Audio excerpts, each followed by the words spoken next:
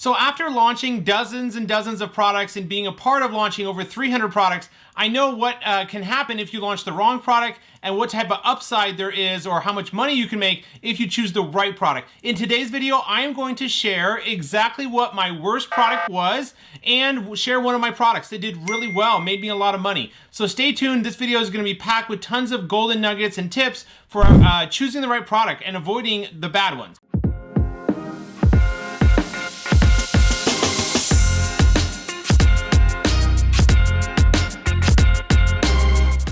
Welcome to the channel. If you're new, welcome back to those of my subscribers. My name is Brian Noonan. I'm a full-time Amazon FBA seller, mentor, and coach. Right here on this YouTube channel, I release a weekly video covering everything Amazon, e-commerce, and NFTs. If you enjoy those types of videos, do me a favor right now, head on down and press subscribe. I can see each and every one of you who take just a minute to press subscribe, and I appreciate each of you.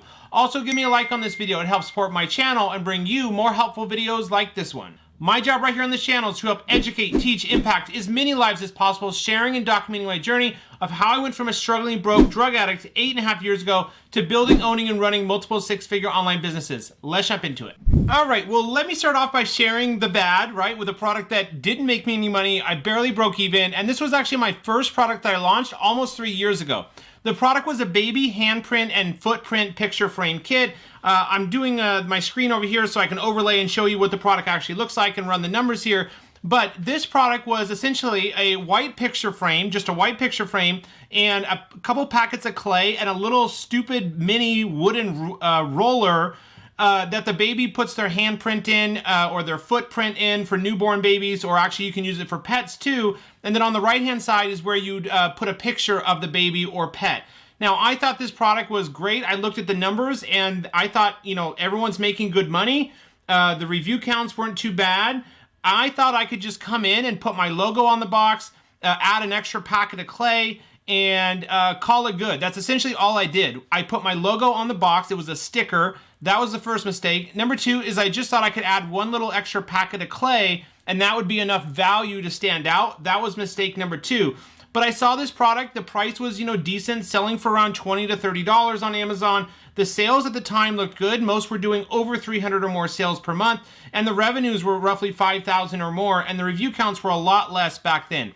But here is the issue that I found after launching the product. Number one was the competition. I didn't know or understand how to look at the total number of other sellers out there, including total results, how many pages and pages of this product are there on Amazon, and if we look, there's pages and pages of the same exact white picture frame with clay over and over and over. You don't want to see more than 1, 2, max 3 pages of that exact product on Amazon.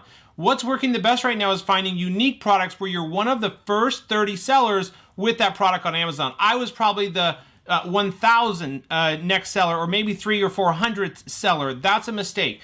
So the total competition was really bad here. I also had a lot of Chinese sellers in this market, kind of dominating. You want to watch out for China sellers because they can lowball on the price and start a price war, and all the prices go way, way down. So you have to look out for that. So mistake number one was not understanding how to look at total competition and how many other sellers were out there. If we go and look inside Magnet with Helium-10, you can see that for this product, there were a couple good keywords. I also didn't understand keywords, how to research the main keywords, which can tell you so much. Looking at inside Cerebro or Magnet, looking at the main keywords for the product can tell me everything from, is there enough demand for this product? Is demand dying off by the search volume trend? How many competing products are there? Are there like 30 longer tail keywords that I can target and rank up for that each have over 2,000 search volume? And what actually happened with the keyword side of things here is way too much competition. If we look here, there's a couple keywords that have the handprint in it, but most of the other keywords are really broad keywords, meaning, picture frame is not so relevant, but like baby items, nursery decor, baby boy stuff, baby shower, baby must-haves. These are really broad keywords and hard, super hard to rank for, because look at, even though they have good search volume, right? 20,000, 20,000, 24,000, 18,000 search volume is great. That tells me there's plenty of demand. But if you look at the competing products, guys, look at the competing products. 20,000, 100,000, 70,000, 20,000, 10,000. That's way too many competing products to go after as a new seller or just getting started with your brand. And so what I recommend doing here is actually looking to make sure that your product that you're deciding to sell, that there's 2 to 10 main keywords that each have under 2,000 competing products, over 2,000 search volume or more. So top, 2 to 10 main keywords. Let's say minimum look at the top 5 keywords for your product, super relevant, over 2,000 search volume, 2,000 or less competing products. So that was the first mistake, guys. Total competition, not understanding keywords. Mistake number 3, not understanding profit margins. I paid for this baby handprint and footprint picture frame kit. I think it was around $6 from the manufacturer for the picture frame, the clay, the wooden roller, logo on box, and a box. I believe it was around $6, and then with DDP shipping to Amazon, it came out to around $8 or $9 per unit. But if we look, I can actually only sell the product on Amazon, or I could actually only sell it for barely $20. Like, I launched at $24.99, I wasn't making any sales, brought it down to $22.95, was just making a couple sales, brought it down to $19.99, and that was really the max price I could ever charge. At one point, I even went down to like $15, and that's actually negative or losing money, because if we look at the FBA fee, the FBA fee for this product, I believe was $6, $6 or $7. Yeah, between $5 and $7. It was around $7. So if I'm paying $8 for the product plus $7, but I'm only selling it for 15 or 20 bucks, that's not enough margins. Do you see there? It's break even at 15 and selling at $16.99, $17.99, $18.99. That's only $2 or $3 profit per sale. And after you pay for PPC, you're basically zero. So this product, the margins were awful. There was not enough profit margins. You want to make sure your product has a minimum of $8 to $12 profit per sale. I like to hit that $10 profit per sale or more mark per sale on Amazon. That's after product costs, fulfillment, FBA pick and pack fee, referral fee, storage fees, shipping costs, all of that. You should have at least around $10 profit per sale or more. So margins were super slim on this. I couldn't sell it for a high enough price to make strong margins. I didn't know how to calculate profit margins or understand them in the beginning also. And then finally, it was just the sales. The sales were like nothing.